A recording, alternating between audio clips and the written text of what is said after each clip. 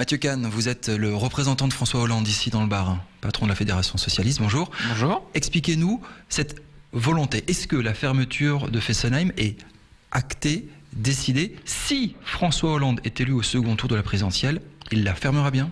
Oui, François Hollande a pris cet engagement qui est de fermer la centrale de Fessenheim dans la durée du quinquennat, donc dans les 5 années à venir.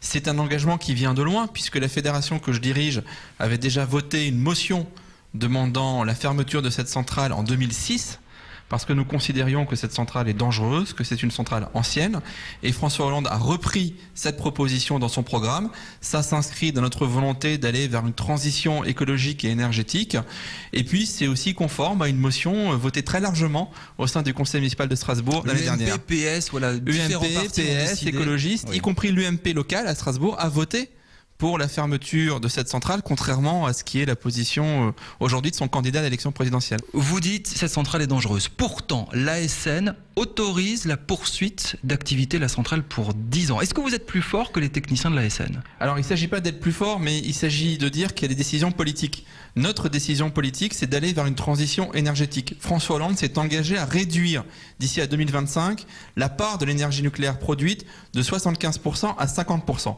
Effectivement, l'ASN dit on pourrait prolonger pour 10 ans, Nous nous engageons à fermer dans les 5 prochaines années. On ne fermera pas immédiatement au début du quinquennat, parce que nous voulons prendre en compte l'emploi, essayer d'en mesurer les conséquences, et que l'un de nos objectifs, c'est aussi de mettre en place une filière d'excellence dans la reconversion des sites nucléaires, puisque la sortie de l'énergie nucléaire supposera qu'on sache traiter les sites. Est-ce que le PS a déjà échafaudé en plan de fermeture? Est-ce que vous avez déjà des chiffres? Imaginez des chiffres. Par exemple, les syndicats, eux, vous critiquent. C'est une fermeture politique. Vous mettez sur le carreau plus de 700-800 emplois. Et en cas de restructuration, il n'y aurait que 10% des effectifs qui seraient maintenus. Mais les syndicats ne peuvent pas le savoir, pas plus que nous d'ailleurs.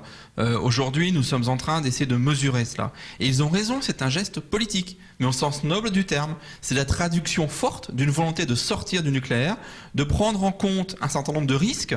Je crois qu'après Fukushima, on ne peut pas faire comme s'il ne s'était rien passé, comme si les centrales nucléaires n'étaient pas un danger. Nous ne sommes pas des ayatollahs de l'écologie, nous sommes écologistes, mais nous sommes aussi responsables et nous sommes pour l'écologie du possible. Comprenez qu'en temps de crise, mais je comprends bien.